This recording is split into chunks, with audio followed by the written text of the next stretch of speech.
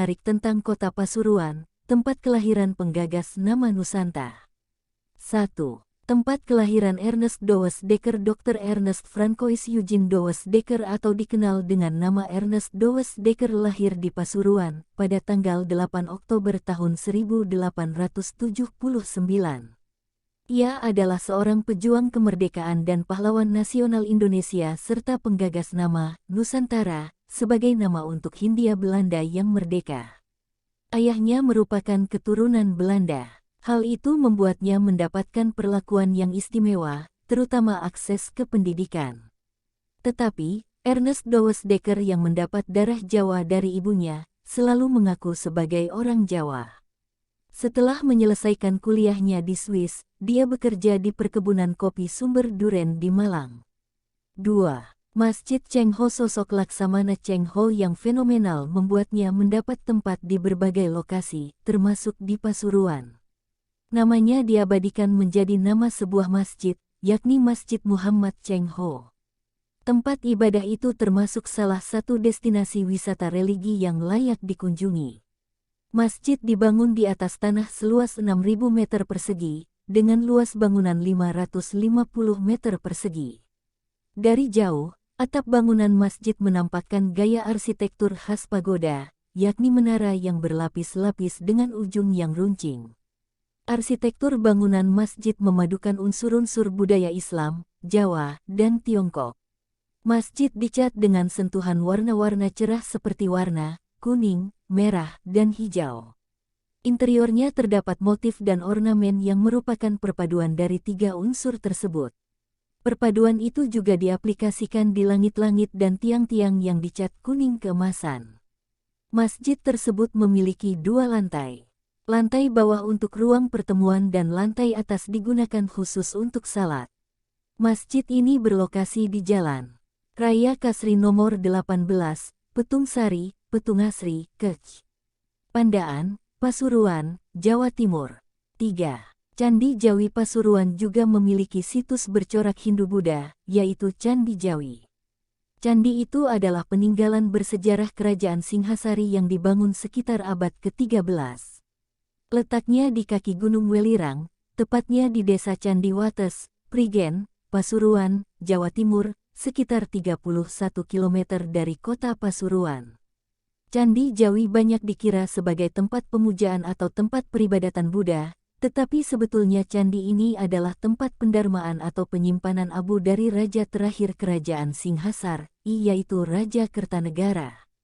Candi Jawi menempati lahan sekitar 40 x 60 meter persegi, dan terbuat dari batu andesit yang dikelilingi oleh pagar bata setinggi 2 meter.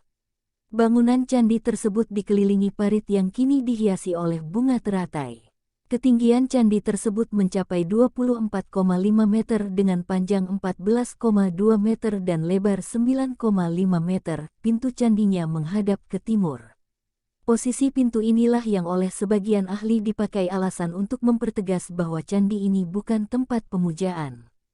Biasanya, candi untuk peribadatan menghadap ke arah gunung. Namun, Candi Jawi justru membelakangi Gunung Penanggungan. Anda bisa sekaligus melihat panorama indah Gunung Penanggungan yang ada di belakang candi tersebut. 4. Tradisi manten sapi. Masyarakat di Pasuruan memiliki tradisi unik dalam menyambut Idul Adha, yaitu manten sapi atau mantenan sapi. Beberapa desa di Pasuruan yang masih menggelar tradisi ini, yakni Desa Sebalong dan Desa Watestani di Kecamatan Nguling, Kabupaten Pasuruan, Jawa Timur. Tradisi ini biasanya dilakukan pada hari sebelum hewan kurban itu disembelih. Dalam tradisi ini, puluhan ekor hewan kurban akan dirias secantik mungkin oleh masyarakat. Sebelum dirias, hewan kurban dimandikan lebih dahulu. Mereka dihias menggunakan bunga-bunga bahkan diberi pewangi layaknya seorang pengantin.